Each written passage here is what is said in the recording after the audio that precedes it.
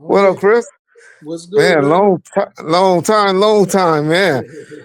Thanks, thanks for coming on and joining, coming with us over here on Bomb First. Yeah, I don't know that's if you what's know up. much about us. I see you've been with all the big channels lately, and so you've been They doing a all the good same job. to me. Everybody, it's all about, getting your message out, what you doing. I got a movie out. I wanted to talk about it. Exactly. And I got a basketball league that I started and things like Yep. that. And I just like, come out and put on for niggas. That's it. Okay. Well, we'll go ahead and get started. Well, Let's first of go. all, of course, we got to tell you condolences to you and the family for your brother Irv. I'll call him the boss and you the underboss, but Yeah, your co-partner, but your brother. More that's right. importantly, family is everything. So Really that. condolences to you for going through that, man. Thank you. Thank you. And I'm in this room right now. uh I got an office just dedicated to him and my pops. okay, So I'm in here doing this interview right now here. for sure. Yeah, I remember the last time I saw Irv.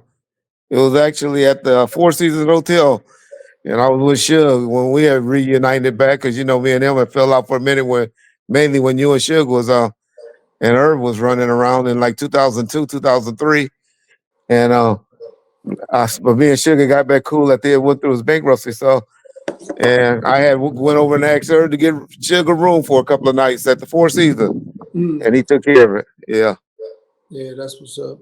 yeah. But anyway, so we get right into it right quick. Come on. We'll go into your movie. I heard you got a nice movie with one of the NBA players in it. Lance Stevenson is my Lance Stevens, the lead. I crazy got Lance. yeah. He was a pick of mine because the movie's called Ballin'. It's about a basketball player. And Okay. the question is when you get these newbies, you got can they act? Will they be able to pull it off? He pulled it off. Yeah. He put in the time and the work. That's the crazy part. That's what he had to do. He did it.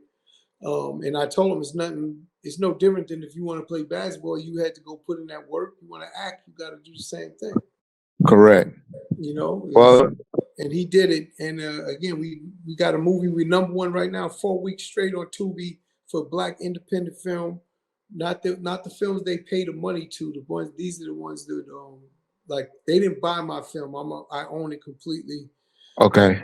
they have Tubi originals where they pay for. Those are different. They get a bigger number because they push And they Tubi give some market. advertising. Yeah, they market it. Yeah. This is completely independent. We over 4.5 million streams right now, 4 weeks. Oh, okay. So we doing our thing right now. So Him and I know my boy Safari is in it as well.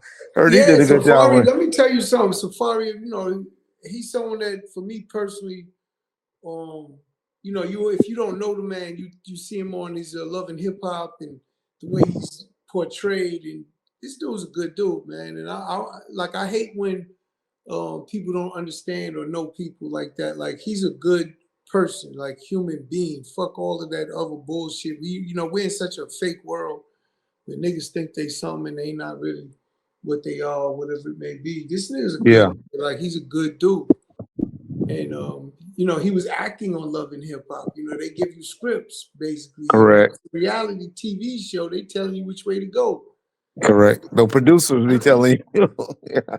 He was on that shit for 10 years, and he did not only New York, he did LA, Atlanta, he did all of the different areas. He's, I think, the only one on Love and Hip Hop that actually carried over to every different city, which is dope. But at the Yeah. end of the day, he came in, he put in the work, and you know what? When you shooting a movie, you get days off. You don't shoot every day. Your parts are not every day.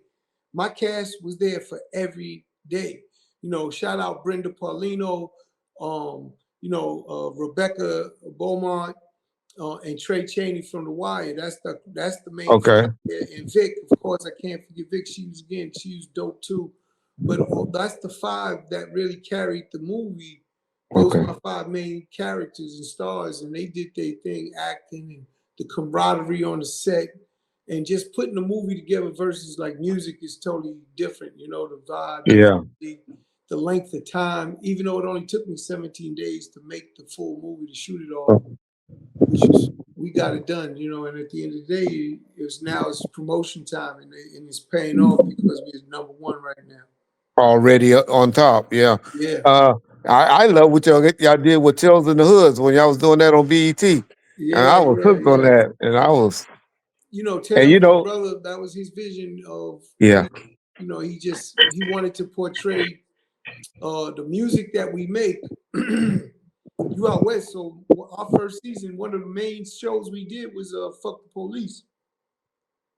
You know, the okay. NWA joint.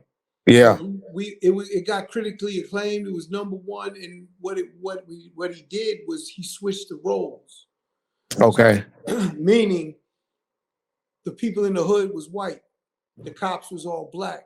All black. Okay. And you know, every time I tell the story, because Irv is a visionary in the way he sees things, and he wanted the white audience and the white community to understand what they do to us and how they treat us and how it's perceived. And he ended the show with the D'Angelo record. How does it feel? Yeah, because he showed Yeah. the white kids getting killed and fucked up, and the black, you know, the police killing them. Cook killing. Yes. And then we did a He dedication flipped to it on them. Yeah. all the victims that was dealt with police brutality and senseless killings and things like that through the police at the end. But you know, the D'Angelo song, when you hear that, the impact of that shit is crazy. The how does it feel? Like you get it, you catch it, motherfucker. You know, he took it from what's the movie, A Time to Kill, when Matthew McConaughey, he said, close your eyes, and talked about the black girl that was being raped and tortured. And he said, now imagine she's white. That's the Correct. that's what we wanted to put out um, and make people understand and feel. You know, people don't know. They see me and my brother, we light-skinned brothers, but at the end of the day, my father was Trinidadian and Filipino. My mother's Yeah. black. Yeah. I learned a lot about y'all and y'all family background when they had that documentary, not Yeah. documentary, not the documentary. But one They thing did about something. my mother's 91. She's from the Okay. South. She would tell us, she would tell me, I'm not even gonna say us, she would tell me, you think you have it rough, walk outside and let a nigga hung on the pole. Let's see how rough you got it then. That's the Oh, she's she kept that 91. My training. mother is She kept y'all 91. humble. Yeah. She's from that. So whenever you see me or Herb, whether you understood it or not, it's all black and brown. We gonna help empower our people and push our culture forward. Now, Exactly. and you know, not saying my dad, because he was Trinidadian Filipino, but my mother, you know, That was the backbone. when your Yeah. mother tell you something, that shit hit home. You It feel me? sticks with you. It I was sticks a with you. kid when she's telling me that, so it never left me. I'm 58 now. That Yeah. shit will never leave me. She's 91, about to be 92. Okay. You know, so at the end of the day, that's just something that me and Irv took serious. And when Yeah. you think about everything we did, all we did was empower all black and brown people to help them in their careers and their lives. From Tales, all the actors we gave an opportunity to that would have never got a chance. Same thing I'm doing now. Exactly.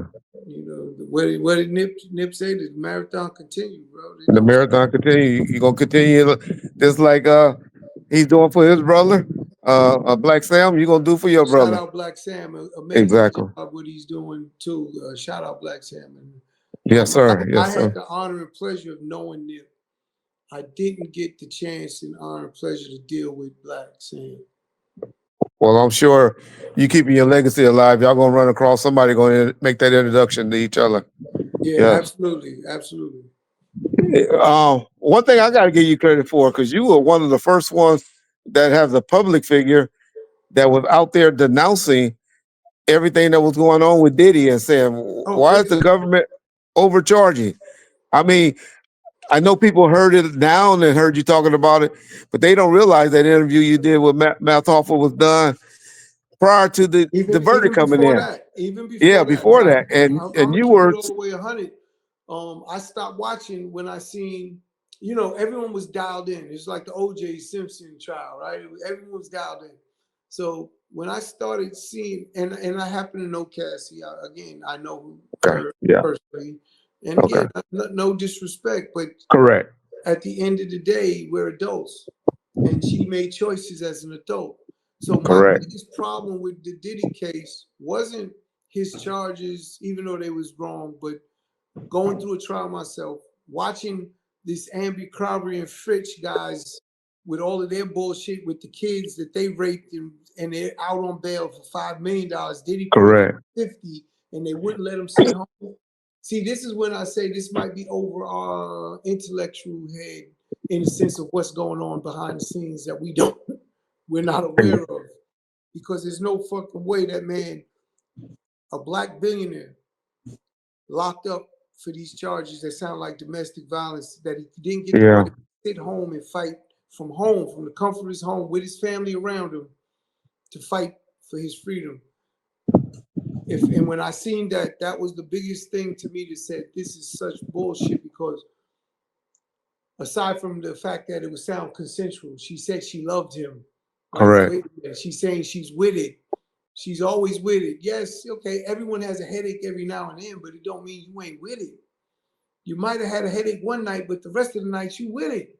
Correct. You know what I'm saying? I get it. And it's Yeah. sex. Sex ain't a crime. Whether it's a boy or a girl, like a man or a woman, not a boy or girl. Let me rephrase that. Yeah. Whether it's a man or a woman of an adult.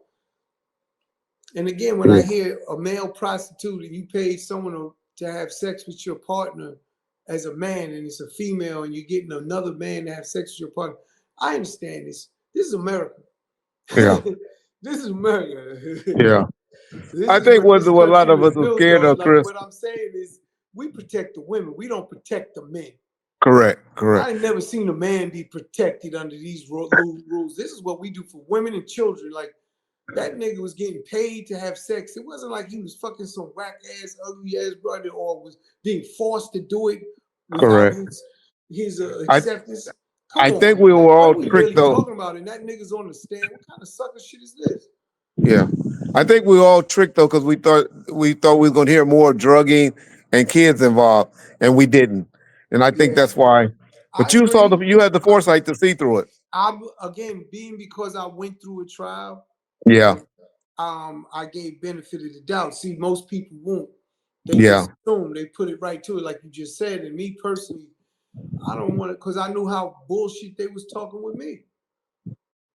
Correct. So like, I can't just cast that stone when I knew I didn't want to cast it at me. Like, what the fuck? Let me hear what's going on first.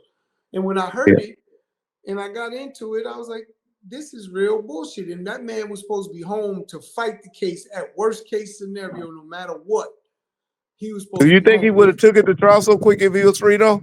You know, when there's a law, like I was going through I was in my legal bag when I was talking too, because, Mm. this is the right to a speedy trial. That was not a speedy trial.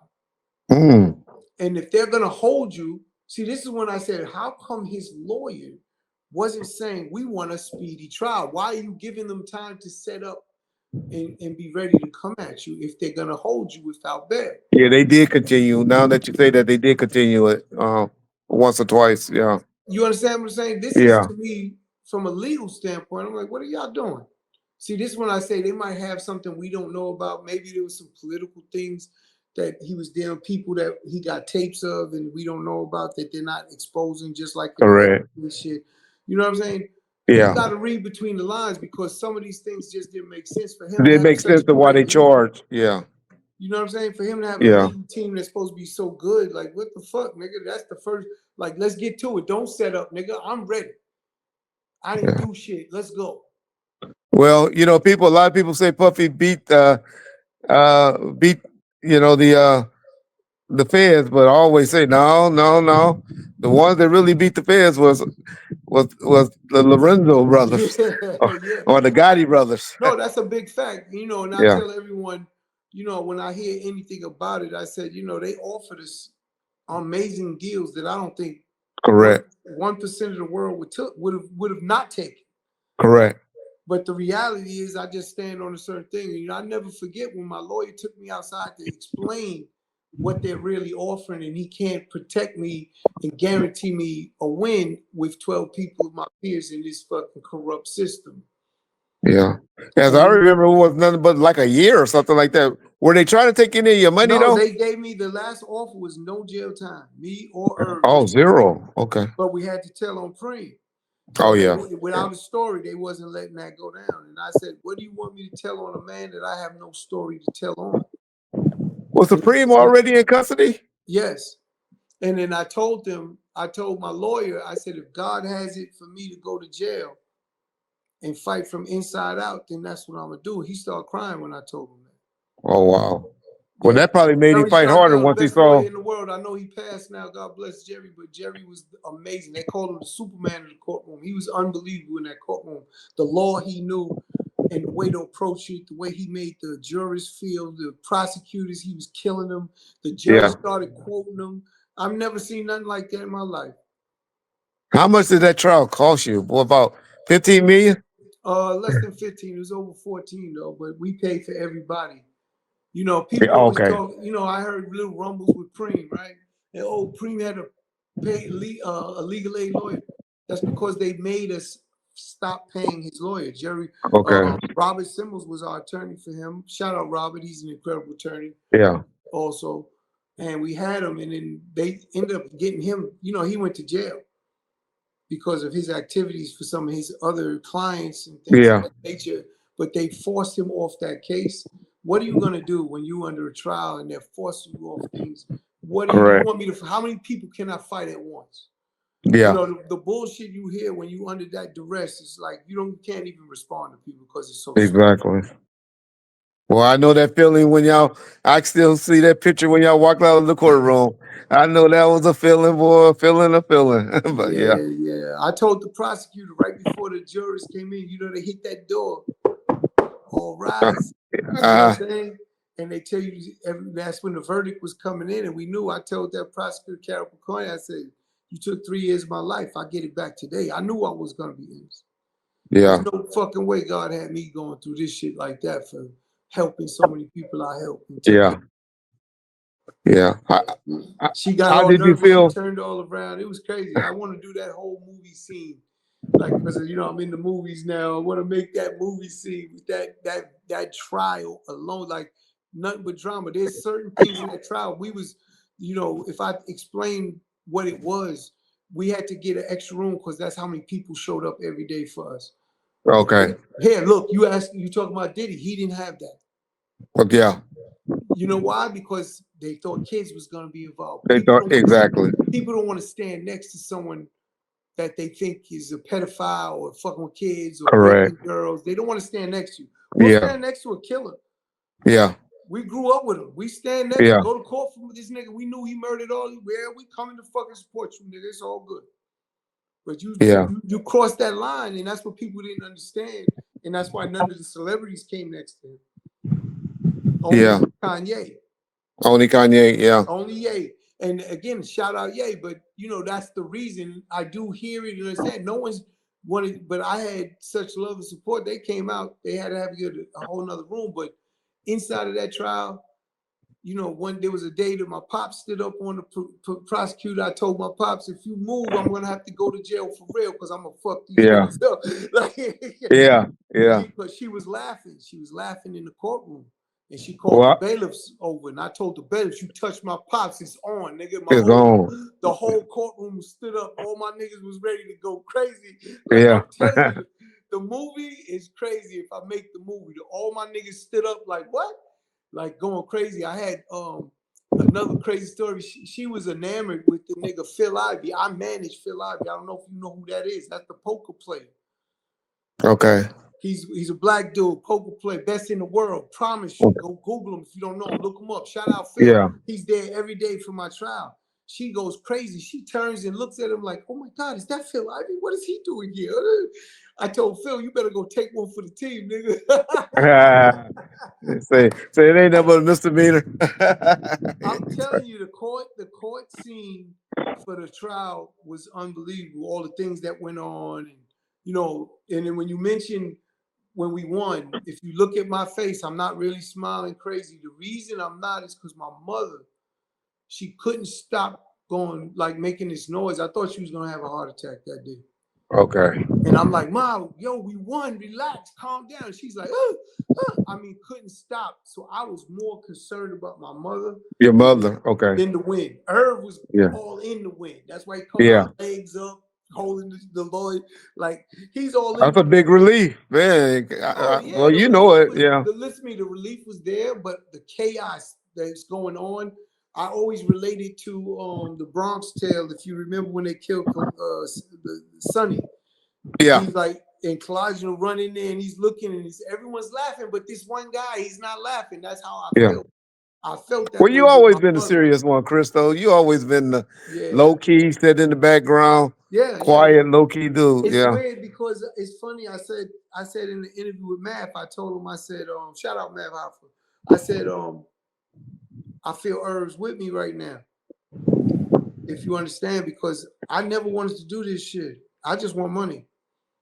Yeah. But I know I have to do it right now, and it's like he's almost speaking with me or for Yeah, me. you got to keep the ball going. That's what I wanted to ask you. That deal that Irv just did in 2022, is Universal Music Group still honoring it, or I was arguing with somebody. They said it was a white guy that really gave it to it, because I always thought it was Kevin Lyles that helped y'all out with it. But I think my No, it boy, was out. It wasn't Universal. It was a company yeah, called Iconoclast. And you're talking about okay, the sale, yes? yeah, that and the distribution. I thought it was Yeah, the like a, sale and the yeah, distribution to do movies, and correct. they're not honoring it. We're actually They're not. there is, well, listen, they're gonna have to, but this is, big bank take little bank. This is what they do, man. Okay, They're trying to take what they can back, claw back in this bullshit, but we're gonna win because we're on the okay, side. That's just the facts. I don't want to talk more about it. got you. But it's not just what it was. As soon as he passed, everything they want to try any angle to try and claw back what the deal was. Got you. Got you. Well, we'll get off that subject then. Yeah, Yeah, it's crazy, but that's corporate America, white corporate America with black corporate America. Nah, they don't mix. They're not playing.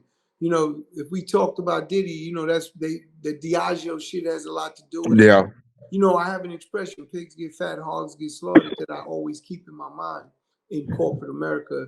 And there's probably a part of me that says, when I analyze the whole Diddy thing, and I'm not talking against them at all. So Diddy, if you hear what I'm saying, I'm just saying, pigs get fat. They gave him a lot of money for doing yeah. wrong, and he came back to get more.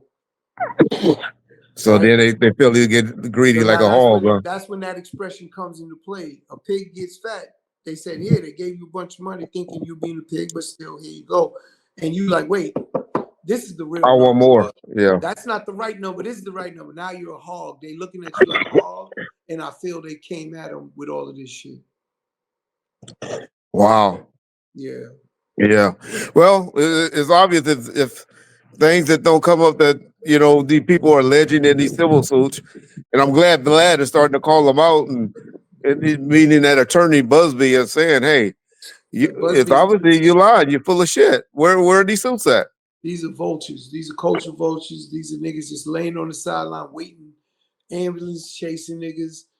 I look at people in a different lens because I'm gonna eat what you kill. I went and got it from the mud. My brother got it from the mud. We didn't prey on someone else to take it from them, to get it from them.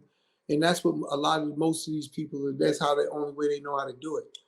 They know how to, harp on something, to jump on somebody's success to get their success up. Got you. Let's talk about your basketball league, because I love what you're doing on that. And then I want to tell you about something. I love that shit, yo, man. I love that shit. I got something I want you to come and invest in next year. I want to try to hook you up with them, because I don't know if you know my boy that run the Drew Lead in L.A. Man, they had a hard time this year. Hold on. You said your boy. When I yeah. tell. Huh? Isn't it a female that runs the Drew? Well, that's the daughter, but the daddy. Okay, she the one running it. But she running it now, but the daddy still got a lot of say so, but he just had to step away a little bit. I'm just making sure, because I don't want to disrespect my girls. I did. Oh yeah. Well, my dad, he a legend. He up there every weekend.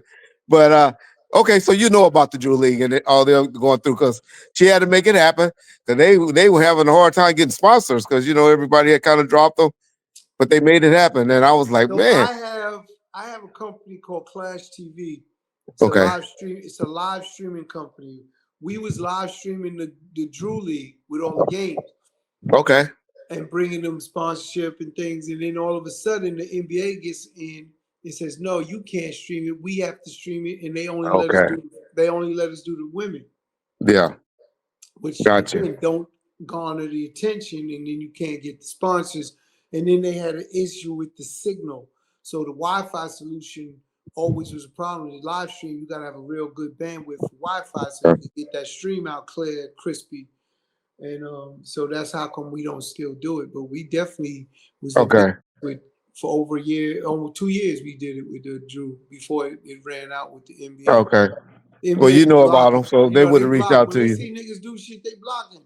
They start blocking it, boy. And especially they again. Here's a perfect example to understand how they block.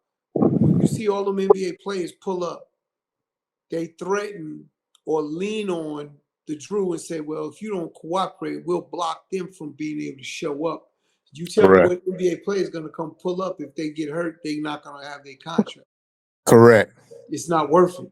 Yeah, yeah, It's just, and that's what they do. And then, yeah. they, But they look, they built a big brand and they block, but they don't want niggas to fucking have anything part of their numbers. exactly. So I Yeah, started well, my own league. So that's why I started okay, my own league. Fuck them niggas. yeah. So So I you're doing started it what I on the call East Coast in New York, right?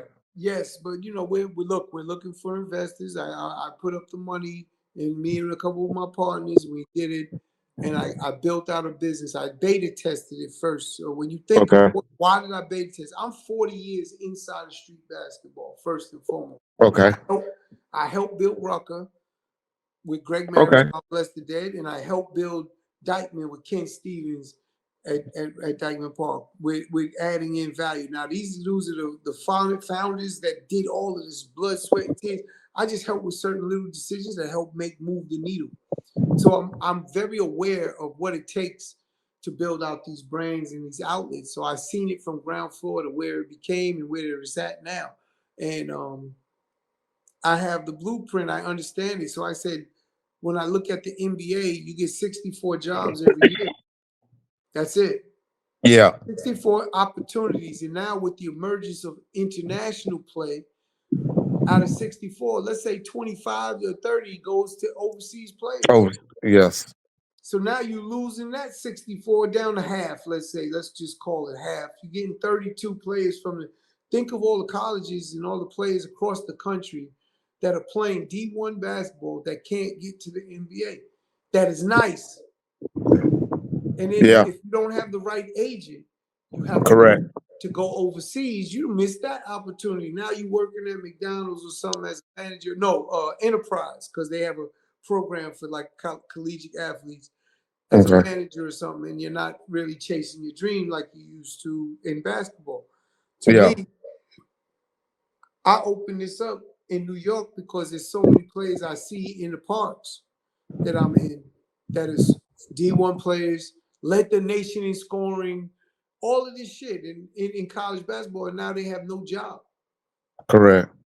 So now you Well, got a job. You can come to well, the city. shout out what you're doing, and also I love what Ice Cube is doing with the older players. I Listen to love me, what he's Ice doing. Cube, incredible job. He has Yeah, what the again. I love what Ice Cube's doing. The older players. The reason it works, they have names already. They're celebrity already. yeah, So people already recognize correct. out the rip.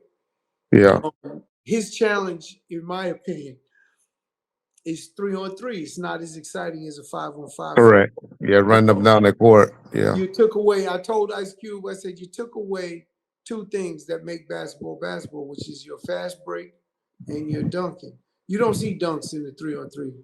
It's no. grinded out, back them down. You get a crossover here and there, layup, but you don't really get the dunks. You know what I'm saying? But Chris, those boys 37 to 40 years old, man.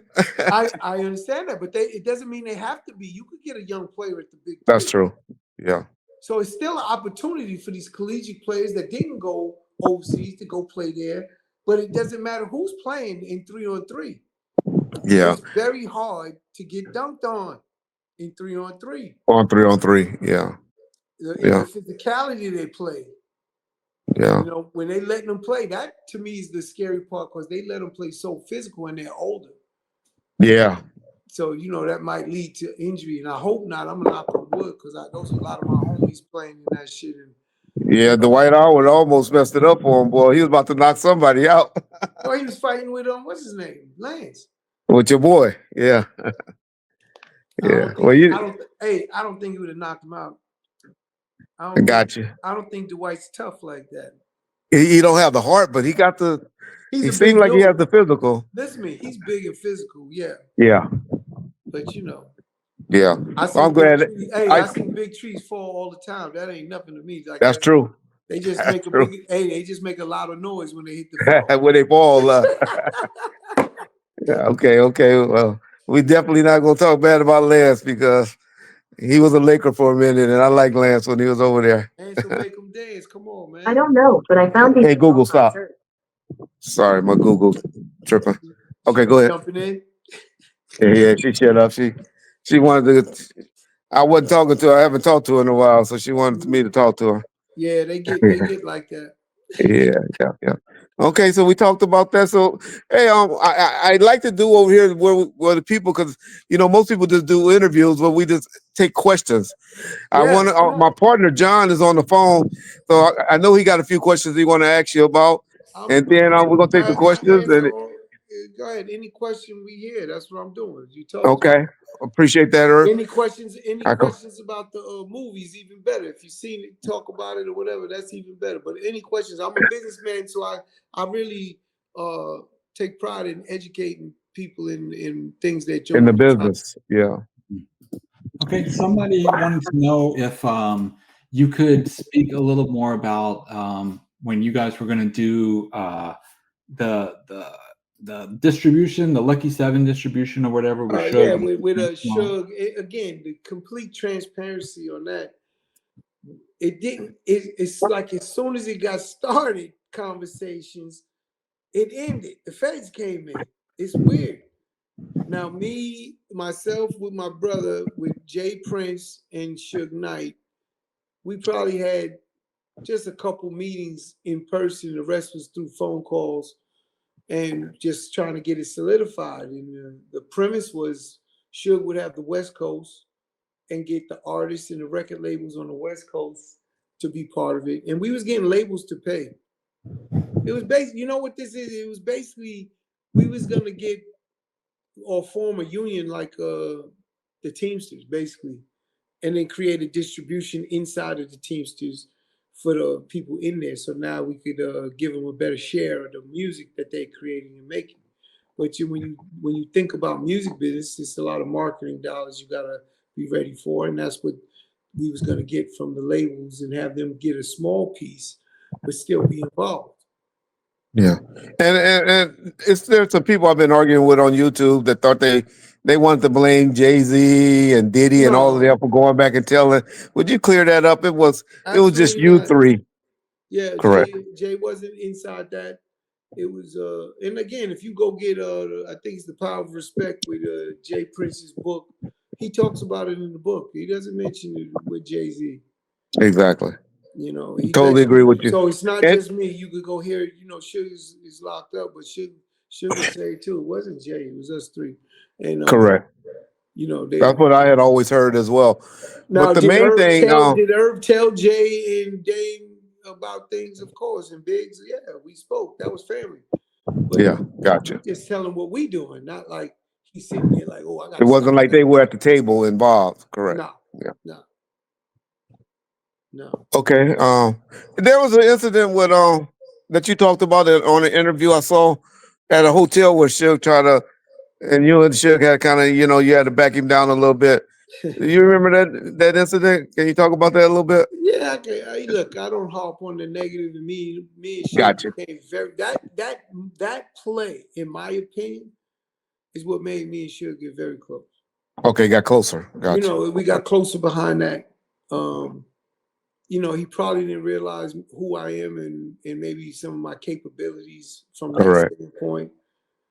But he was in New York talking about to Kevin Liles. So you could check again. I like when I give you things so you can go fact check. But he was in Def Jam offices at the time talking to Kevin Liles, telling Kevin Liles that Ja Rule was his artist, or he's gonna take Ja Rule or something. And Kev called me from his bathroom phone in his office saying, "What happened in LA?" And I'm like, "Nothing." He's like, "Where's your brother?" I'm like, "What's wrong? You sound crazy. Like, are you okay?" He nervous. You can feel he's under pressure from Suge. And he's like, "What happened?" I'm like, "Nothing happened. I was there. We was at Enterprise Studios. I was there." But next thing you know, I call after we get off with Kev. I tell Kev make sure he stays safe, and then I call my brother. And I say to Irv, "Yo, Suge's in New York talking about Jazzy's house." He said, "Get the fuck out of there. He wouldn't do that shit." I said, "You mind if I go see him?" And Irv said, "I don't give a fuck what you do. I don't care." Yeah. So I found out where he was at. He was at St. Regis Hotel. Okay. If you're on the West Coast, if anyone ever comes to New York and go to St. Regis Hotel and Yeah. you're of color, you understand what happened that day. Yeah. Yeah. Okay. This is like one of the white hotels in New York City. Yeah. Top of the line. Yeah. Old white money. St. Regis Hotel is right on like with 55th and 5th Yeah. in the heart of in Manhattan in the city, Midtown. So I go to the front, I go and pick up a few of my homies. It's probably about 25, 35 of us. I don't remember. And I go into the hotel with about 10, 8 of us. Me plus one, 8 plus 1, 9 of us. And I left everyone else across the street from the hotel on the wall so no one could say, so security, no one could say anything. You know what I'm saying? Yeah. And I went to the front desk, and you know, when you go to these hotels, they can't give you the hotel room. You're supposed to go see someone. Correct. Yeah. I was like, I need Suge Marion Knight's room number. They was like 804. Yeah. They They gave gave it it up right. quick. And all my dudes that I was with, they got hoodies on, and you know what I'm saying? And we go right to the room. I knock on that door. He opened the door. I put my foot in the door. I said, "Big homie, what's good? Yeah. You in New York, you ain't come and holler at me. I come to LA, I always holler at you." You always holler. Yeah. You know what I'm saying? And I pushed in. I asked if he had anyone else in the room, and there was someone else in the room. And I had my niggas go get him. Yeah. And he grabbed him. At that time, he was probably not still, you know, he played his hand. Yeah. And basically, he was talking to one of my other partners, BJ. Yeah. I remember Big BJ. Yeah. So, but that BJ was making jokes, and I said to BJ in the middle of that, "What the fuck you joking for? We're not here for that." So when he seen that, that's when he knew, oh shit, I got to deal with Chris. Okay. You understand? That's when he's Gotcha. like, you know, I know it. I know that's just natural. So we sat down right face to face, and I asked him, "What you doing here talking about?" He's like, "I would never do that. Yeah. I'll fuck Kev Lyles up, fuck Kev Lyles." And I was like, "I know that's not what I'm talking about. I'm wondering Yeah. why you're here talking about murdering." I said, "I would never go talk about death row artists to anybody without talking to you." Yeah. And then I just let him know that's how we feed our family. You know what I'm Yeah. saying? Yeah. This is how we feed our family, my nigga. You know Yeah. that. Like, you understand that? And he was like, "Of course. Yeah. Fuck Kev, we get back." All right. And I said, "I'll see you on the West Coast." And I leave. And we get up and we leave. And I waited across the street for him to come home so he could see how many people I had with me. Okay. So when he came out the hotel, because he was packing his bag to leave, when he come out the hotel, he see me, he said, "I'm gonna see you in LA." I said, "You will." And we ever since then we was better than before. That's good. You know what I'm Because the saying? time when I met with you guys in like 2001, it was all love. You know, when we came to the No, it studio, was, the listen first, to me, it was, you know, I yeah, look this at it was like like this. 2004. I look at it like this. Suge Knight is a predator, yes or no? Huh? That's Yes. his MO. That was what he did. Yeah. In this music industry, niggas could talk all the shit they want. I watched that man mobbing at one point, and I watched him when he wasn't mobbing at another Got you. point. Yeah. You know what I'm saying? And you know, oh, shit got knocked out. Yeah, niggas could get caught, Oh yeah. but niggas could get dealt with too. Exactly. And I know that happens. So it's like, come on, like I put shit in perspective. Like, yeah, I get it. Anyone could get got, like, or touched, or some could happen. You know. Let's talk But about there was definitely a point, like I said, he running around with Bloods and Mexicans and Crip. Yeah. You had an incident with the Mexicans, right? I'm gonna tell you this. 20-some years ago, that's when I met Big U through Suge. Yeah. And the way I met him, he's like, this nigga's red, this nigga's brown, this nigga's blue. Correct. I won't say no other names, but that's what he did when we was out there, when we first linking up. Yeah. Oh no, as I remember it, y'all had nothing but love. Yeah, I remember y'all did a Mother's Day event together out here. I remember y'all did the switch. Y'all helped Crooked Eye get his name on the map by putting him in that Shawnee video. Hey, he didn't charge us for no samples when Ja used his music. Well, that's how we met. That's where the call came. That's how it all went down. So it was always love from the beginning. But when I heard him talking about Ja's his artist and Kevin Lyles is going, I just had to go see for myself and let him know, like, if that's the play, you're gonna run into a wall because this ain't gonna be easy, bro. He tried the same thing with Cash Money with Lil Wayne for a minute. Then that's his MO. It's not like we don't know, but to his credit, I promise you, I got a video of it. Right after that meeting, maybe 2 weeks, 3 weeks, there's a video of me and him in Miami. He going crazy with me. Telling me, this is the big homie, this and that. He's going crazy with me because he's seen something that he didn't probably think he was going to see. Yeah. Yeah. So we'll get off that. Good. Like I had navigating through these streets and music in that moment, in that era. Irv is the goose that laid the golden egg. Let's not get it fucked up. Everybody he was but he always need a man behind a man. And I always look at you as the man behind the man. Everyone wanted him. Yeah. Everyone wanted him to do a record for his or their artist, or sign this artist, or just trying to get in someone's pockets. That's why when niggas talk about like Preem, shout out Preem. Yeah. Oh yeah, boy, you be home soon, nigga. But okay. You know what I'm saying? Hold your head, nigga. Like he's in a hole right now. Got caught with that. You know what I mean? Yeah. But at the end of the day, everyone. I'm from Hollis, Queens. See, you're on the West Coast, so I'm sure you understand because it's separated from territories. Like again, Compton, Crenshaw. Yeah. They just don't mix. Yeah. That's oil and water right there, nigga. What the Correct. fuck? I'm Hollis crew. In my neighborhood, Southside, we don't mix. We never did. Preem is this king in Southside, so they never understood how we was fucking with each other. It happened organically. But for anyone that know me, he couldn't come over here trying to do something. I would be dead or he'd be dead. One of us is gonna be gone. Yeah. It's not gonna end well. Yeah. That's just how I give it up. Like I stand on shit and that's it. It's like, and I don't act like I'm some super tough guy, but God damn, I'm a man first. I'm never gonna be anything but. Yeah. I'm gonna die on my feet, not on my knees. Well, I think Preem was smart enough to realize that he could make money with you guys. It was better to be friends than enemies with you guys. Yes. And he came in talking that business, not nothing else. So when people say that, oh, he was doing it, that's like not even a thought in my, like, could even happen for me or my brother. Irv is my little brother, so he knew what I'm doing. He knew he couldn't go against that either. Correct.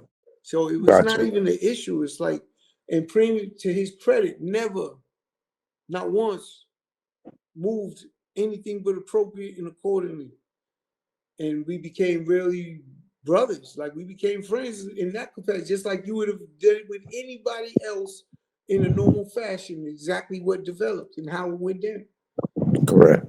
You know what I'm saying? And then, like I said, when I go back and look, I said, he only helped us. How about that? His relationships in the street helped me navigate through the street. Correct.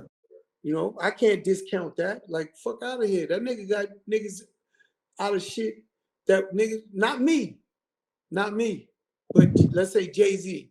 Yeah. Oh yeah, he got that nigga out of shit. Yeah. With a phone call, because his homies that he was in jail with, that he called them, and they the OGs in that city. And come on, man, don't play. That's what he did. Yeah. And he didn't say, "Well, I did that. Give me this." You know what I'm saying? Yeah. That was never the move, because that's not a move. That's not, because then I'll sit there and say, "Well, I deal with it myself." Gotcha. But that's the facts, and the reality is, again, nothing but a brother, man. And that nigga looked out. He helped us navigate through. I mean, every city you went into, that OG was trying to get in your pocket. Oh yeah, definitely. Yeah, You go and do a show. We used to call it GTP. So when you got booked for a show, it was GTP. Another GTP event. Yeah. That's gangster turned promoter, nigga. See, y'all, if niggas ain't in the game this long, they don't understand. Every artist was ducking them niggas. Yes. Because they knew it was that hood nigga that rented the club, that was that nigga in that city, and saying, "I'm gonna get you to come do a show." But when you come and do the show, or you definitely come to the after party. You come and do the after party. But when you do a show, what they doing? Because you sent your rider, yo, I want my car service, my hotel. They doing inventory, nigga. Correct. They looking at you like food, nigga. Oh, he got 4 niggas. No one got no guns. Niggas got jewelries, got Rolexes. They counting. Yeah. Yeah. And you in there sitting naked, nigga. So if you didn't have a representation, you fooled. And that's why we was one of the few, not many, that navigated through all that shit unscathed. Unscathed, nigga. Like, we got into fights and all that shit, and all that shit, yes. But we got through it without, niggas got this nigga for all this and that. Nah. Niggas and the good thing about it, y'all learn how to move too because of past practices, things that had happened, from the guys in the mid '90s, and then y'all came along late '90s, early 2000s, and y'all just took it to another level. No, that's a fact. I remember talking to West Coast artists. I'm gonna keep their names out so I don't put no one out. What are y'all going out for? You can't go over there. Yeah. I'm talking about big artists, nigga. I know what you're talking about. Yeah. I'm talking about big artists. Yo, what are y'all doing? Y'all can't. We going to party. We gonna touch the city. We gonna touch the town. Nigga, East Coast niggas, fucking, everywhere. All them same thing. I remember even in St. Louis, going to East St. Louis to party because that's where the hot shit is, and the niggas from St. Louis don't want to go over there. We don't cross that bridge, Chris. We like, what? That's where the bitches at. We going, nigga. Yeah. But niggas go ahead and ask Chris another question for me. Go ahead. I love these things because if niggas really tell the truth, if they want to be truthful about it, there's only a handful of people that did it. In the way they did it. And I didn't do it with police. No. Meaning I had on my head. You had your homies, nigga, my head. Well, we did a mixture. Brownsville mob nigga. Like, you know what I'm saying? Yeah. That's who my head security is. That's it. I had hood niggas and he hired all his niggas. And I would interview all of them before they come in and let them know this is how we moving. If you can't fuck with it, stay away from us. Yeah, stay away. Yeah. John?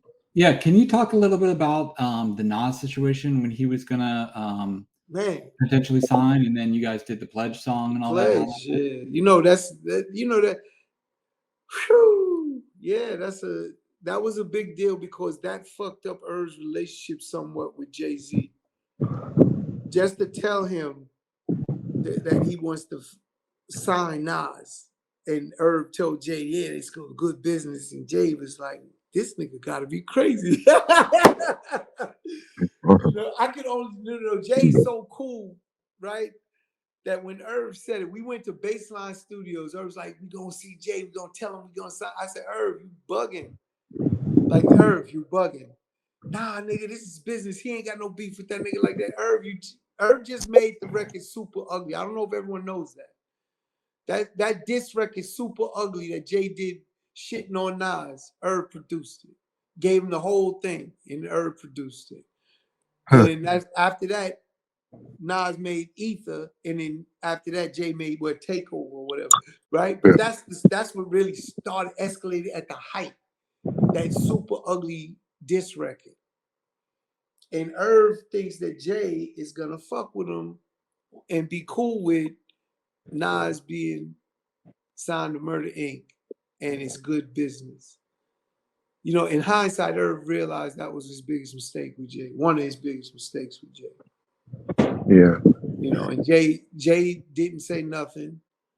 Jay said, yeah, he just shook his head, but he's staring at him with that look like he can't believe his man is asking him to do this.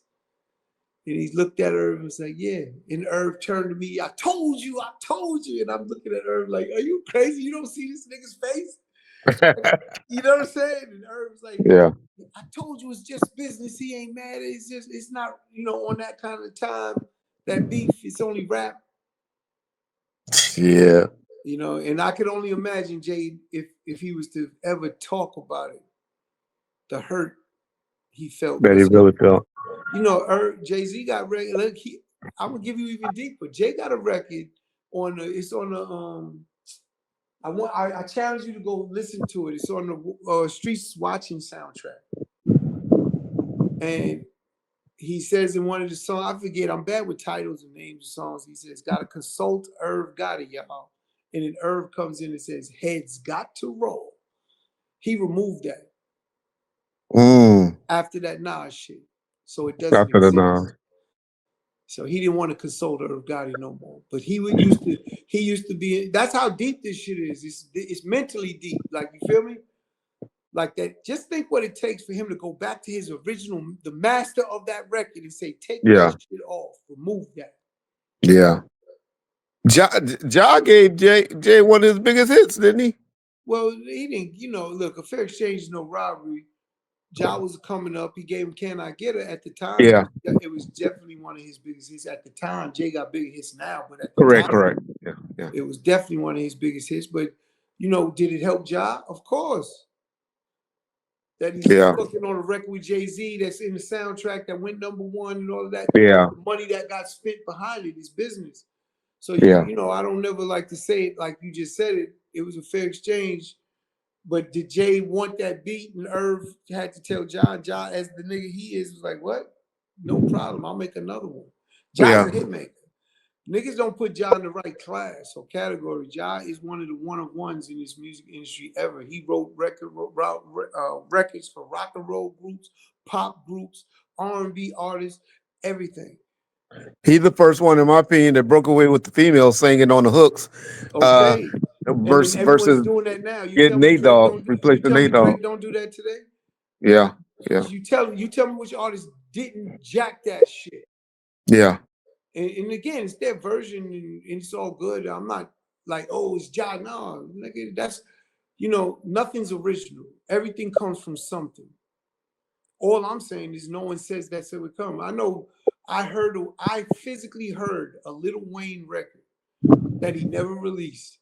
But he basically was saying Ja's the best nigga he ever did. Like, he's rapping about Ja Rule. I wish he would release or would have released it all. He never did, but he's a Ja Rule fucking fan for sure. Like, he understands. Yeah. No, I love that with the hooks. Yeah. Yeah. Shout out Lil Wayne, man. Come on. Yeah. But at the end of the day, it takes real shit. Real niggas. How you feel about 50? 50 Cent. What you really feel about 50? Not much, but you know. Okay. He was very successful. Yeah. You know, I'd be a fool to argue that. He's very clever. He's very smart. He's not. Would you ever work with him? Would I ever work with him? I could. You know, on a movie deal or something? Again, like, look, the word never. I don't know what in store. At the end of the day, I will say I have zero beef or anything towards that man. Okay. If he walked in front of me, it's not like I'm going to get him. Those days is over. And I did what I did only because of Ja, not because of me. Okay. You know, in order to have that vibe that everyone wants you to have and push forward and try and sell, only because they don't understand life. They don't understand that in order to be in that kind of mindset on some real shit, you have to have some real deep connections with the nigga or something. I don't know him. I never met him on no personal shit. I never said, I'll give you a story. We played basketball. This is when I first met him. Okay. At Chelsea Piers. DJ Clue set up a game. This is when he was like mixtape 50. This wasn't no deal, nothing. Okay. When he was dissing everybody. Hey, this is when he running around with Bangles Smurf. He was there too. I met him that day too. I didn't know what these niggas look like. You understand? I had no clue what they look like. I meet him that day, but I don't meet him on, hey, what's up? And he says, I'm 50. I meet him because he's talking while we playing ball. Talking shit. Well, he's saying I just keep hearing little rumbling. So I just grabbed the ball and I stopped the game and like, yo, my man, do I know you? Like, what's up? Okay. You know what I'm saying? And yeah. Then the Bangor Smurf nigga run over to him and say, yo, Fifth, yo, chill out. Come on, let's just play ball. Let's chill out. So that's when I heard Fifth. I was like, oh, this must be that nigga. I put it 2 and 2 together. Okay. This must be the nigga just shitting on Rule. Like, you know what I'm saying, on the mixtape. So cool, we just keep playing or whatever. I clothesline him. You know what I'm saying? I grew up fighting, so the fight. For me, if that's what you want to do, let's do it. Let's do it. So I clothesline him. Jim quiet as a motherfucker. I would love to hear Clue. There's Bernard. I just talked to Bernard. Bernard used to manage EPMD. I already talked to him. He remembers all of this shit because he had his wallet in my bag, and I never left home without it. If you understand. Okay. So. And I put my wallet, so at the end of the game, he run to go get his wallet in my bag. I barked on him, and this is my man, and don't go in my fucking bag. And that's when I think 50 seen that, and he bounced out the gym. You know what I'm saying? Okay. But, I never left home without it, nigga. Fuck that. Can you give us a story about DMX? That's the only time I was in the same, like, kind of close to with 50. Like, but I have, like, we're talking about, that's like 26 years now or something. I don't fucking know. Yeah. This was like 26 years. Like, come on, let's be real. Move on. And then I said anything I did was on the straight for Rule. Correct. You're quick. My brother. It wasn't like, I had a personal vendetta or something or anything. And yeah, I Murder Inc. for sure. But, how did that? I remember getting a suicide, a '63 Ford or Lincoln made for Ja Rule for you guys. Yeah. Did y'all still have it, or you got rid of it? We gave that. We gave that to Lloyd. Oh, okay, Lil Lloyd. Okay. Lloyd, our artist, we gave it to him after his album came. They gifted him that. Okay. The '64 Stinking Lincoln. Yeah. Yeah, with the suicide doors. Suicide doors. Fact. Yeah. Okay. Can you give us a story about DMX? That's my favorite East Coast rapper. Man, he's a one of one, man. Yeah. And I'm gonna keep it 100. Me and DMX's relationship was a little different than me and Irv and his, right? Irv was really entwined. Now I'm with Irv. I used to pick DMX. I used to go to Harlem, 125th Street, and see DMX on the street. Not doing good. Okay. I would pick him up. I'd be in my BMW. This is before we popping, but I was up. So you talking like 94, 95? In that area is 94, 95, 96. I would pick him up. I go get him something to eat. We go shop. I get him some clothes because he was hurt. Yeah. But he wouldn't say nothing. He would just sit there. The respect level, because I'm Irv's older brother. Okay. He would just be there with me. But we ride around all Harlem. I drop him back in the fucking Yonkers. Gave him a few dollars. And that's what again, when he got popping, right? So that's before he got popping. He would be in 2 different shoes, like everything, just fucking like in the street for real. And I would just go and just do that for him. And he never forgot. Whenever he seen me, he damn near got emotional, hugging me. Again, very, very little words, very few things. And I was never the imposing guy like, yo, let's do this, let's do that. I'm No, you always quiet. Yeah. I was quiet in the back. Yeah. Let everyone do what they doing, and I'm just watching and doing me. And it didn't mean the love that we shared wasn't there. When he had his son, I was there. It's just all of these things. It's again, but I didn't share that like all those stories like other people have with him.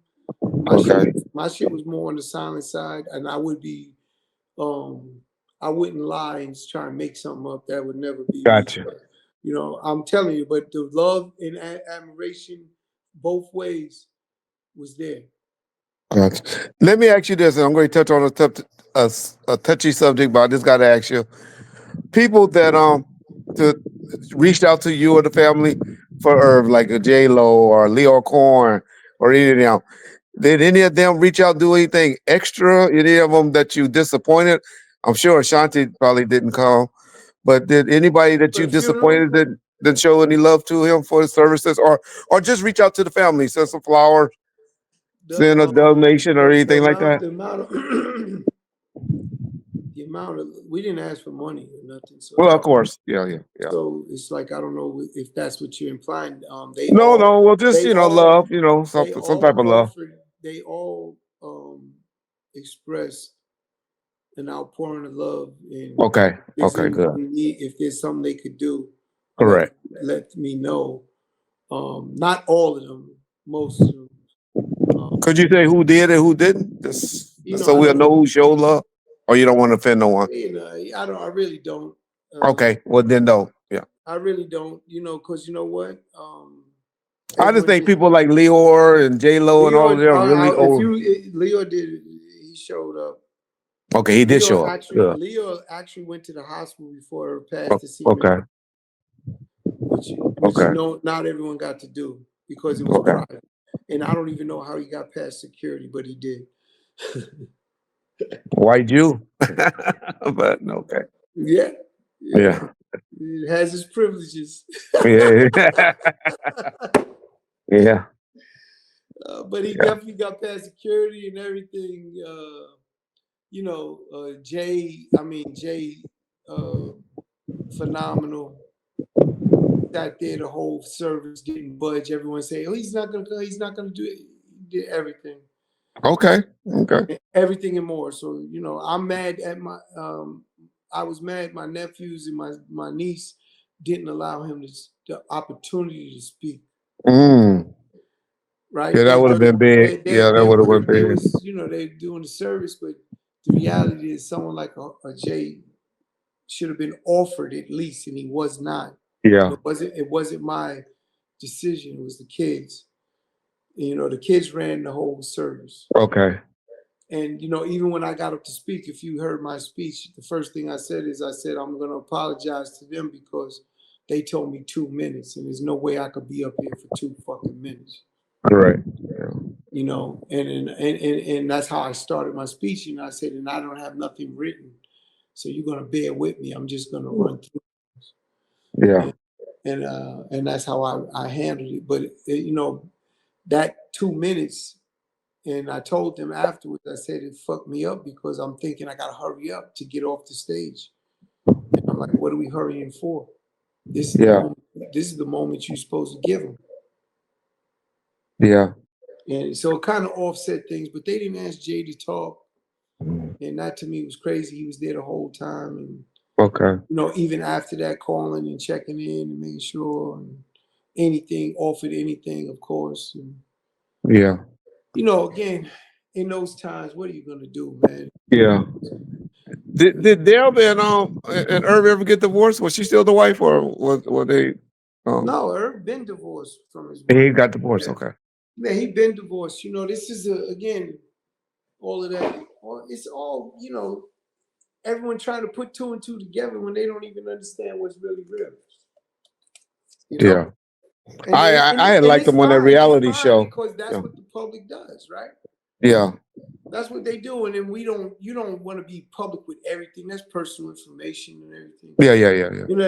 They always talk. Oh, he was with his wife and he's with Shine. No, he wasn't. He was separated from his wife forever. Yeah. Oh, you could tell on the reality show when he went over there, he was always on the couch. He slept on the couch. Hey, Yeah. did they have a relationship after that? Yeah, they got 3 kids together, and they're gonna fucking talk. And Yeah. like, you know what I would tell everybody? I said, let me see your ex, and let me see how cool you are Yeah. with your ex. Yeah. Right? And that's all it is. Irv was good with Deb after they Yeah. finished. Yeah. But they are. I mean, I it's really liked Earth. her on that reality show they did. I was like, okay, this is a cool chick. Yeah. Yeah. You know, at the end of the day, Deb, I look at it differently than a lot of people because Yeah, you know more. I got married, when I got Irv is my little brother. Yes. When I got married, Irv's like, yeah, she's a good girl. Mm-hmm. You know what I'm saying? He said, I'm probably gonna do it with Deb too. The following year, he got married. So I know I'm the Okay. reason he got married. Okay. Following Big Brother. Yeah. Yeah. He's like, oh, it's cool. It's cool. Yeah. Get married. It's cool. And I'm not knocking Deb, but he helped that woman. He changed her entire fucking trajectory Correct. of life. Like, Yeah. took care of his kids with her. I mean, come on. Don't if she, all of the Irv's problem was he was fucking. He was in the industry. That was his problem, was the He was industry. out, and then even when Yeah. he was with that one, he didn't stop, Yeah. and that was the problem. I'm the therapist. They come Yeah. to me, and she's telling me how she looks bad. How can she stay with this nigga if this is what he's doing? Yeah. She's playing me and this and that. And, I always made jokes because there was a video she wanted me to play with. I forget the song. I gotta get the name of this song. She was in a relationship with some dude in the video, and she wanted to kill him, or I think she did. And she wanted me to play that part because Oh, the way kill you. I said, "Get the fuck out of here, you crazy?" Yeah. Nah, but and like I tell everybody, families fight. Oh yeah. Okay, so what makes us exempt? That's why when you hear all the gossiping things, that's why it's not even real to me when I see things she might do or say, or people that say what she said or whatever he said. Families fight, bro. Yeah, that's all. Fight. And if you really listen to any of the Irv's words that when he was speaking, number love. It's all from love. He loved that Love. girl. Yeah, love. Yeah. I don't give a fuck. He said it to me, and I know it without a shadow of a doubt. He told me. Now, Yeah. everyone works differently. They express their love differently. Because I said, nigga, if you saying that, then why you keep fucking and getting caught? Nigga, what's wrong with you? That don't mean, man, I tell my wife that all the time. Just because you do that don't mean I don't love you. Yeah. It just mean I got something wrong with me, but that don't mean I don't love you. No, that's real. Like, and women don't understand that. And I get it. There's nothing wrong with it. But Irv expressed this verbally himself. Whether people want to admit and accept the truth or not, that's their problem. Correct. Yeah. But really, like his families fight, but niggas created their chemistry is undeniable. That's what all them hit records come from. Correct. John, go ahead. I know you got another question. Say it again. No, I was telling my partner John, I know he has another question. Go ahead. Yeah, go ahead.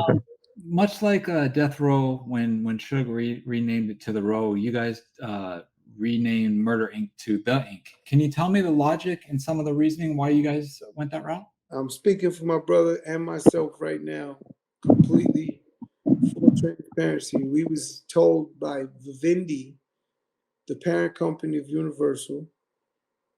We had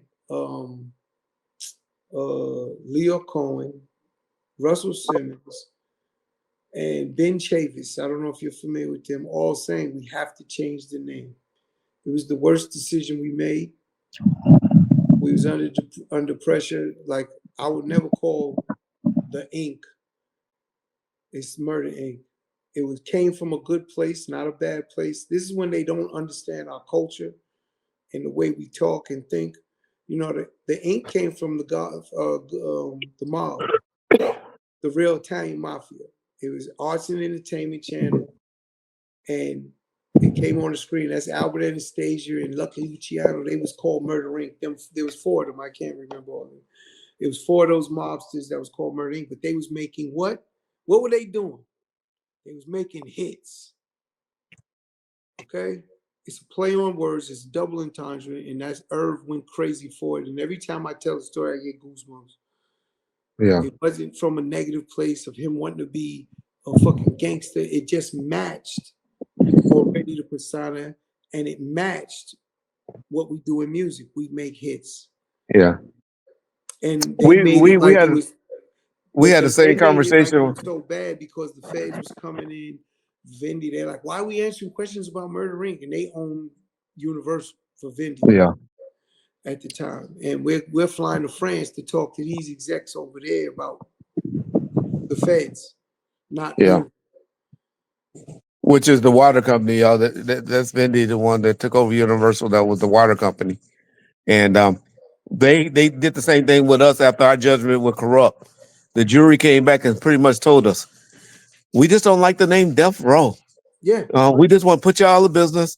If Suge's smart as the biggest man as he professed to be, he could come home from prison and he could, change the name, have a new name, and he could don't start fall all for the over. banana in the tailpipe. Yep. And we went and changed it to the Row. And that's how they did Worst that. decision you could make. Correct. Yeah. But 9/11 But that that just was what it happened. was. It was the America pressure. was different. And Yeah. I'm gonna tell you, I'm gonna keep it a buck. We're not the same people we are today than we were then, right? Correct. We're thinking more of keeping the business going and thinking we're naive, we're ignorant to things. And we're like, okay, you think that's the move, but we didn't want to do it, but you're saying it's gonna help us. It didn't help us. We got shut down faster. Yeah. Yeah. But you thinking you're doing the right thing because all these people that are successful in front of you is saying you got to do it.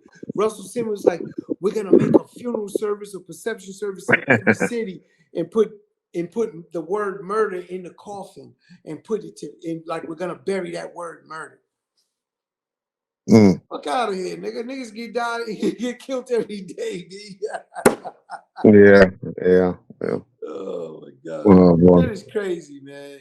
But it was Irv hated it, I hated it, and we had to just sit back and deal with it, thinking we're doing what's best for business. let me say this right before I forget. Mogul Giant, shout out to you, my boy D Ward, for hooking up on Chris Wood, reuniting me back with Chris and getting us on the phone and staying on it. Shout out to you, Mogul Giant. Thank you, brother. Thank you. No problem. Yeah. You got to throw Dex Diamond because that's who else hit me. My man Dex. Shout out Big Dex. Dex. Okay. Shout out Dex. Go ahead, John. Yeah, I was gonna ask. So when Reggie had his time when Suge was locked up and he was running the label, people often ask him, like if you could go back, what's something you would change that you feel like would have maybe changed the trajectory of the label? If somebody were to ask you that question, if you could go back and change something looking back on it now, what do you think that would be? That's a great question, and I always answer the same. I can't change right. If I was living right, I can't change right because then I'm going to live wrong. So if I feel all my decisions, the only like people want to always put that in the sense of Preem. The only thing is then I wouldn't have had a friend in Preem. Like if I didn't do that, would I get been under federal investigation? I don't know. But then I don't have my man. But if I live right, all I did was empower people and help people. My whole intention to this day, that's all I do. I mean, my number is crazy of how many people I helped and empowered and change their life. So to go back, see, this is again, that's a white thing. Yeah. In my opinion, because white people make a different decision based on financial gain. I'm not making a different decision, not on financial gain, but on moral creed. And I won't change my morals for fucking money. So no, I wouldn't change a thing. I live right. The reason I'm free is I live right. How did I beat the feds? They had nothing. I lived right. Yeah. See, if I did something wrong, believe me, they'd have turned it up. They would have got agents. They had more agents on our case than the fucking first 9/11 of the bombing of the Trade Center. I don't know if you guys remember when the taxi went in there with a bomb at the bottom of the Trade Centers and tried to blow it up. They had more federal agents on Murder Inc.'s case than that. That's how much resources they was using. The feds used to come to my house every day to talk. Like, no bullshit. Before you guys So got indicted, I promise you, I don't know. yeah. I can't say I would change a thing because that's it. And then people would also say with 50 Cent, that's the other part to that, right? And I said 50 couldn't stop Murder Inc. The feds stopped Murder Inc. We're doing too much money in billing. Even if he stopped Ja, I could go get another artist. I could pivot to Caddy, Black Child, someone, make hit records. Irv made hit records. Universal cooperated with the government against Murder Inc. Yeah. So I have no machine Yeah. to fight And anybody. they stopped paying y'all. They stopped giving y'all money. They At stopped one paying. time. You know, that's a whole nother story. Like, but people don't want to hear that, right? They just, Yeah. 50. Listen, I get it. You're a fan. I understand. I overstand. But the reality is that Universal, if they're not moving your record, you're nothing. In Correct. that moment, in that era, even now, like think about independent artists, they ain't got a chance against a label. You need that machine. And the machine, how I explain it, is business. I was just telling you how Vivendi's flying us out to France, the parent company of Universal. That's how much money we're billing, and they want to know why. What's going on? Because they're seeing their billing slow up. But here interjects a new artist, 50 Cent. It's business, and then you understand how it flows. All he did was take my money that we was generating, and that was going over there, but it's still in Universal system. It's not outside of Universal. Because if it was 50 on Warner Brothers, maybe they don't kill Murder Inc. They have to find a new label to fight to win that battle. But because it's all in Universal, it's just a shift. The money goes from here. Okay, it's over here now. No problem. We still got it. And when you understand business, that's all it is. So again, I wouldn't have changed a thing. I'll go right back to that. This is, you walk through life and sometimes this is your path, right? Good or bad. Yeah. I'm with it. God bless me. I'm here. Yeah. Speaking on how between the 50 Cent and you guys stuff, it was all under the Universal umbrella. What are your thoughts on the Drake lawsuit with the Kendrick stuff, basically claiming somewhat of the same kind of thing that you're referring to? Well, it's business. It's business. When I hear the Drake and Kendrick stuff, I go into Tupac and Biggie Smalls. Okay, what do I mean, right? Here are two artists that lost their lives based on music. More so Biggie than Tupac. But when you think about all the beef records that was made, that was promoted and pushed to become what it became, to actually have an event where we lost the artists, both artists, but I still feel Tupac wasn't lost because of his beef with Biggie. It was other reasons why he was not, or dealt with, but Biggie was lost because of Tupac for sure. And with that said, when you ask that question, it's been going on with Universal and Warner forever. All the labels, they do this. It's business. They're trying to generate money. It stayed in the system. Drake is now suing for the exact same thing that benefited him when it was his turn. And he won. Great move. I'm not knocking him. Great move. Get your money. Fuck these motherfuckers. Because that's the game they play. I always say that there should have been lawsuits versus the labels. Where's these activists? They always talk about gang violence. If these record labels aren't the biggest gang, what the fuck are they? They're the ones pumping all the negative shit. If we had Public Enemy today pumping righteous shit and they pushed it, it might work. It might sell. It might become hot. That Public Enemy movement was fucking historical. Like, are you kidding me? How do we never have it again? No one, anything, and they want to say, oh, they want drill music. Oh, they threw a ton of money in drill music to make sure it goes. You know, that marketing is a motherfucker. Like, it worked. And guess what? Artists will chase the bag. So if there was money in fucking gospel music, niggas would be rapping about God. Yeah. You understand? They're gonna make the hottest God record of all. They'll make a fucking Quran album. They'll make a Bible album, a Torah album, and fucking get to the bag. That's why it's all bullshit. And the public just eats it up and doesn't even think about nothing. They just take it. But what Drake did is real. What happened was real. That was Universal using their leverage to move artists to get bigger popularity, to sell more records and make more money. And it backfired because Drake went at him. Because he knew they did it for him too. He knows.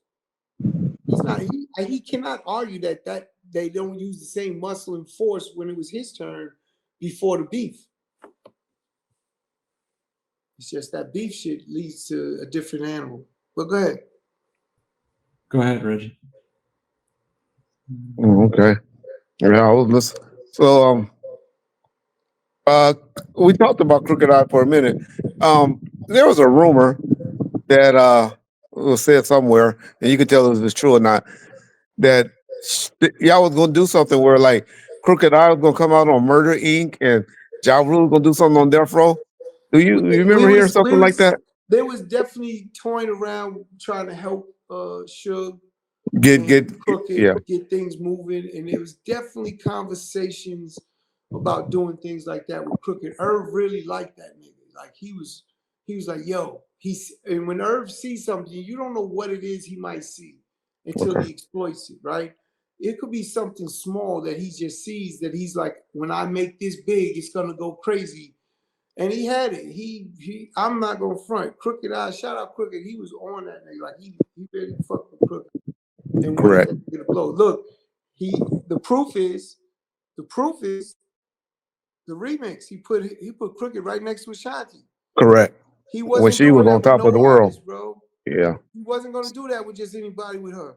Especially on another label. Yeah. He was protecting that girl, like to the fullest level of every way you could imagine. He was protecting her business-wise, everything. So for him to do that, he believed fully in Crooked. Gotcha. I think the documentary that was done on Death Row, Master P, and all of that, I think y'all's came out better than the other two. I think y'all did a great job on that documentary. Well, thank you. And you say that, and I say there's so much I want to add to it. Oh, okay. That you missed. That you felt like you missed. Not that I missed. That BT didn't want to put, like BT Gotcha. did it with us, and they cut things and they edited down, and I was pissed off because there's certain things that when you do a documentary, the people should know or hear. Yeah. And some of that stuff was in the editing room floor. But you know, maybe I'll do another one. Exactly. I call it, the murdering documentary through Chris Gotti's eyes. I saw you talk a little bit about Tubi on the interview. Yeah. You think Tubi gonna give you another movie after? Because you kind of went in hard on them, but you told the truth. They can't be mad. Listen to me. Can't be mad at the truth, huh? They can't be mad at the truth. And the deal that they're giving, again, they're not turning it away. Yeah. They do quality control of the movie. They do check quality control, but my movie's gonna pass that because I'm not making fucking with a certain level of quality. I'm not gonna make those low level quality movies. That's not happening. Yeah. But yeah, me and Tubi fine. We talking now. Like they're gonna end up. I'll tell you. I'll predict something on the show so you could go back to it. They're gonna end up giving me a deal at Tubi to make movies for them. To make more movies, huh? Yeah. Yeah, because they know I could do it, and I have a ton of content, and I could make the quality they're looking for in the price Gotcha. point, at the price point they're looking for. Then they'll buy it from me and pay me. And it's when you do that, just so we're all clear here, that's like a high-paying job. You don't own it.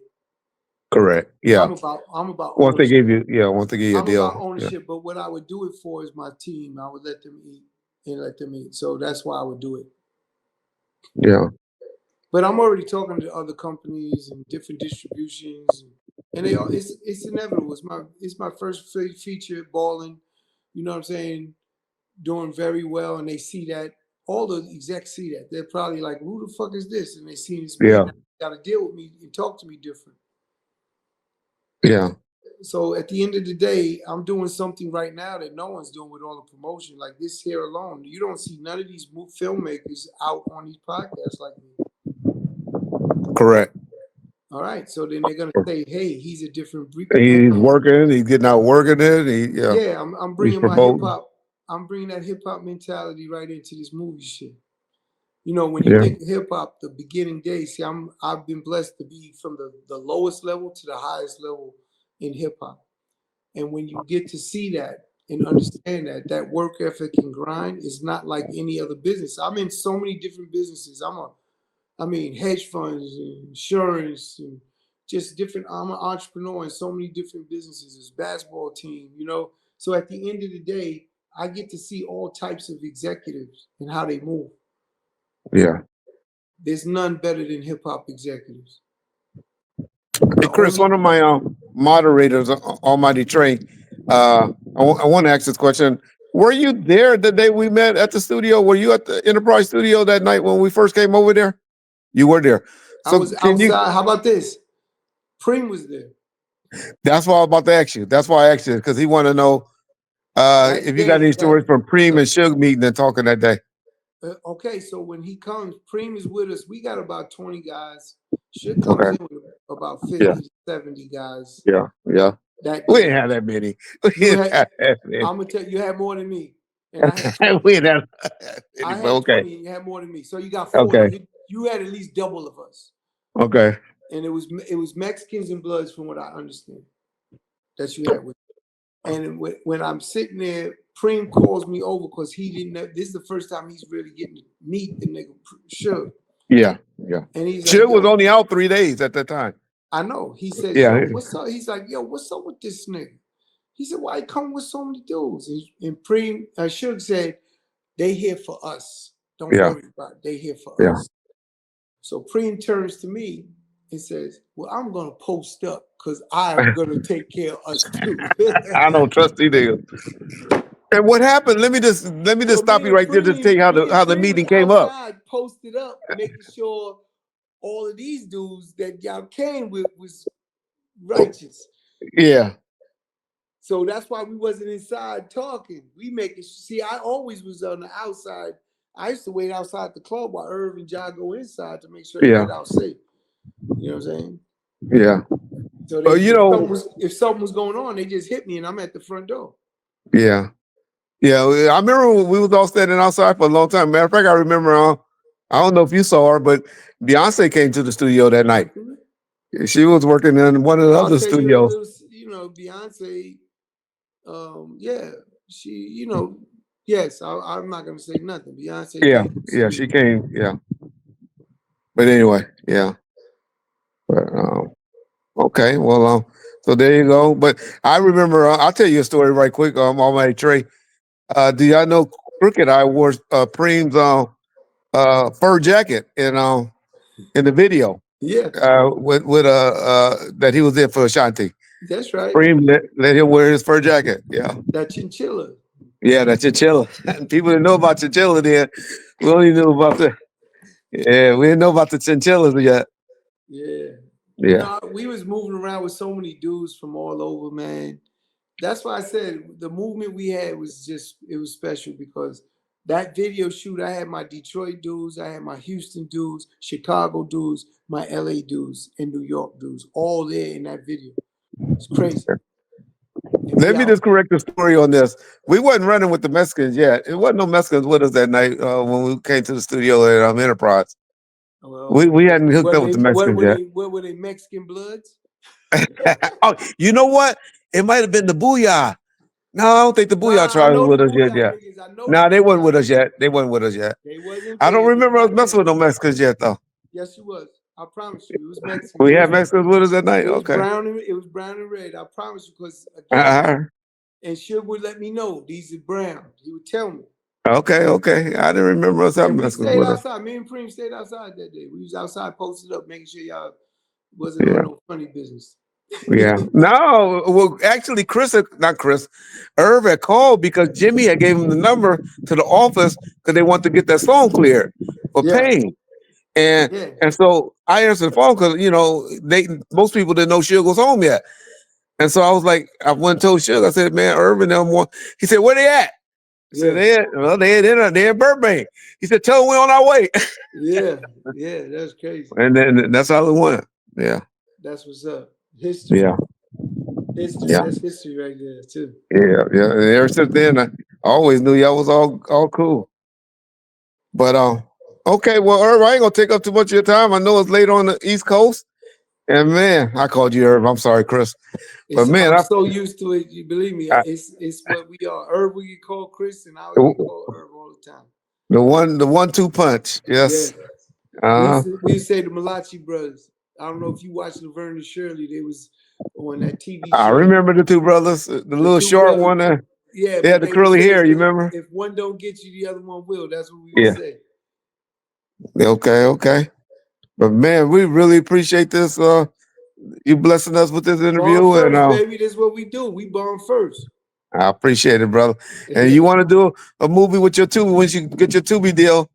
Let me know. I got some stories. My movies ain't stopping. I got another movie called Night Shift on the way coming.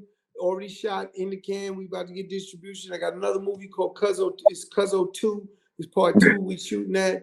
And I got another script that we're gonna do called Bodega. I mean, I got a remix of Scarface. I got movies after movies coming. Like I'm treating it like hip hop. I got this dude named Thomas Carter that wrote the #1 movie 2 years ago, Black Gold, on Tubi. Okay. And he wrote a remix of a Scarface movie called Babyface. Oh man, I got to get that script over to you. I'm scared of scripts. I'm gonna tell you why. I ran into an issue with one of my homies. They said I read a script and I didn't. Oh. But see, I'm easy with it. But I don't want to deal with niggas with scripts now because you don't know how many scripts I might have already. And you'll think it was yours. And I'm like, nah, I had that. And then next thing you know, I got to deal legally. If I go to the movie or whatever because you're saying this and that. And then I just cut them in on it. That's all. I said, but I didn't want to keep fighting. You just go ahead and give it up, huh? It ain't worth the fight. But when you dealing with this is one of my homies, so I did it like that. But I'm telling them, like, my nigga, I didn't read your shit. I never even got your shit. Gotcha. Hey, I'll ask you about a picture that's low. We should have talked about on this show because that's something that people don't understand. How do you empower people when all they want to do is try and sue you? Oh, he took my shit or this and that. I'm like, nigga, fuck away from me. That's what it does. That's what it makes you do. And then they don't understand why no one wants to deal with you. That's why, because the minute you do, even if I didn't like it, you're going to twist something I did and say, oh, he took that from this. Correct. So well, we see that with the music business. That is not look at nothing. Somebody big right now getting sued where somebody said they wrote a song and I'm telling you, the game is fucked up, but niggas got to understand why. They the part of the reason it's fucked up. Yeah. There's a picture out there with I don't think you was in it, but with your brother Irv and Suge and them before, like from 94, 95. I was there, but I'm not in it. That's with Rough Riders. That's when we first brought them together. That's DY, all of them niggas. Yeah. Bondo, you know what I'm saying? Yeah, I met DNY. I deal with them a lot. I like those Rough Rider dudes, especially the one that didn't mess up his leg. I always get the two mixed up. Which one did mess up his leg? The one that did mess up. D messed his leg up. Okay, so Y is the one I had a great relationship. Y is the one in the white shirt next to Suge. D is in the middle behind him. Okay, gotcha. Yeah. Good, brother. Yeah. The Deans. Them boys is real. Were they trying to sign with Interscope that day, or were they trying to sign with Death Row? Yeah, they came out to get up with Irv, had to help them get over the Interscope, and that's why we out there. I forgot the name of that hotel we at. Oh, I can tell you. I know where they put you. At the West, the W. What they call it, the one right in Westwood. Westwood. Yes. Shit, I That's can't think it. of the W. I think it's called the Westwood, wasn't it?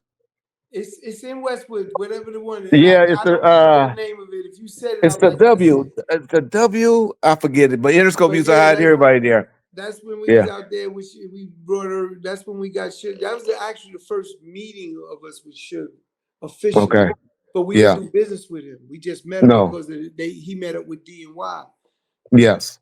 and we met him. But we didn't fuck with him yet. Yeah. Yeah. Okay. Well, once again, appreciate you, man, and your time, and For sure. hope everything work out. And man, I hope we can do something in the future together. It Yeah. sounds like a plan, man. Bomb first, Reg. We here. All right, Chris. Appreciate you. Thank you. All right.